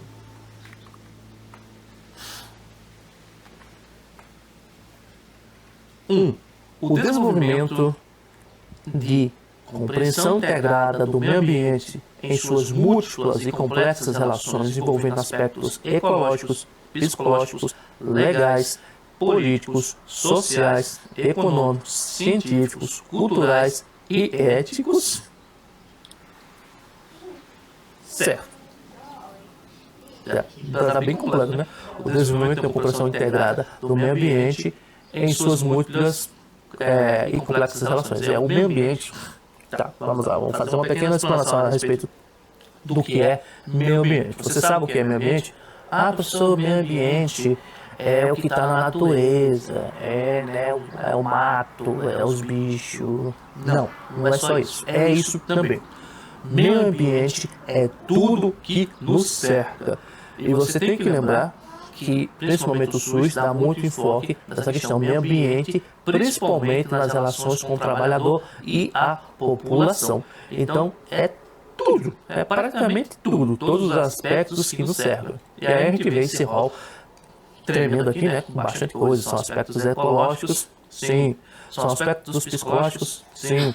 Legais, sim. Políticos, sim. Sociais, econômicos, científicos, culturais e éticos, sim. É tudo isso também. Isso é a preocupação integrada do meio ambiente que nos cerca. Beleza, vamos lá. Lembrando que a gente está falando sobre educação ambiental, né? 2. A exclusiva, olha, já começou com uma palavrinha aqui, né, de atenção. A exclusiva participação individual e temporária na preservação do equilíbrio do meio ambiente, entendendo-se na defesa da qualidade ambiental como um valor inseparável do exercício da cidadania. Isso aqui está errado, né? Novamente, aqui ele está colocando como educação ambiental como sendo a responsável única e somente pela preservação do equilíbrio ambiental e tal. Não. O SUS pode participar e outras instâncias podem participar também. O MEC pode participar, ou seja, o setor de educação propriamente, né? Enfim, não é só apenas uma questão da educação ambiental e tal. Vários órgãos estão envolvidos nisso. Então, não. Tomemos cuidado com essas palavrinhas muito enfáticas. 3. o fortalecimento da cidadania, autodeterminação dos povos e solidariedade como fundamentos para o futuro da humanidade. Corretíssimo. É isso aí. Aliás, se não me engano, está até lá na Constituição Federal, viu? Salvo engano.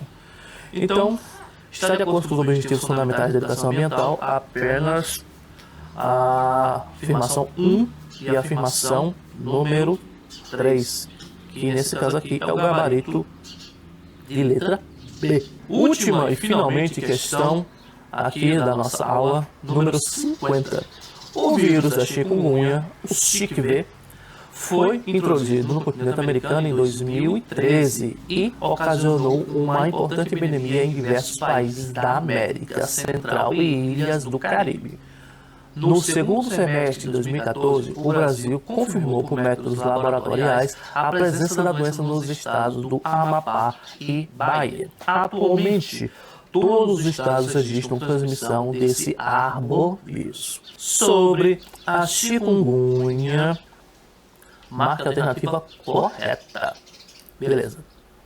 Não é considerada uma doença de notificação compulsória. Errado. É sim. B. É causada por uma bactéria. Não, né, gente? É por um vírus. Um vírus. Aliás, vírus sem acento no I. Então, é errado. C. As principais características clínicas da infecção por chikungunya são edema e dor articular incapacitante. Verdade. Aliás, a chikungunya, tem algumas pessoas que adquirem ela e ficam com dores nas juntas, né, pelo resto da sua vida. Eu vi umas pessoas que ficaram bem graves mesmo a respeito disso. Então, letra C por enquanto é a correta. D. É transmitida pela picada de machos infectados do gênero Aedes. Errado, erradíssimo. Como eu já expliquei essa questão biológica aqui algumas vezes, os machos não chupam sangue, não se alimentam de sangue. Somente as fêmeas, e porque elas precisam da energia do sangue para conseguir maturar os seus ovos. Então aqui, de fato, só sobrou, e é a mais certinha, a letra C, como sendo nosso gabarito. Tá, mas antes da gente finalizar aqui a nossa aula, deixa eu só falar aqui sobre essa questão da notificação. A notificação é um negócio importante. Vamos abrir aqui uma telinha em branco para fazer isso. Então, vamos lá. A chikungunya normal. Você pegou aqui, né, seu vírus CHIKV, faltou um K, né? CHIKV. Normal. Em uma área que já acontece, normal e tal, né? Teve a doença. A notificação, então, ela é mensal, semanal, viu? É uma notificação compulsória semanal. A normal. Você pegou aqui a doença normal, não teve nenhum, nada de muito grave. Notificação semanal, beleza? Para quem? Apenas para o Ministério da Saúde. Beleza. Só para eles ficarem sabendo. Agora, você pegou lá o CHIKV, chikungunya. Você tem que fazer a notificação compulsória, beleza? Mas você pegou em uma área que não tem o vírus se manifestando naquela região. No Brasil, se não me engano, não tem nenhuma área mais que seja esse caso. Mas digamos que no município nunca teve nenhum caso ali. Nunca teve nenhum caso. E apareceu o primeiro caso. Aí não. Aí a notificação compulsória em 24 horas. Para quem? Para todos os órgãos. Vai ser notificada ali a Secretaria de Saúde Municipal. Vamos botar essa aqui. E a Secretaria Estadual de Saúde Estadual. E para o Ministério de Saúde. Então, em uma área, nunca teve nada, teve pela primeira vez, você vai notificar em até 24 horas todo mundo. Morreu por causa do vírus, mesma coisa, você vai notificar todo mundo também. Então é isso, meu povo, futuro e futura aprovada. Muito obrigado pela sua atenção. Demorou um pouquinho essa aula, né? Mas a gente aprendeu bastante coisa nessa prova em específico. Bons estudos e uma boa prova. Nos vemos numa próxima aula. Tchau.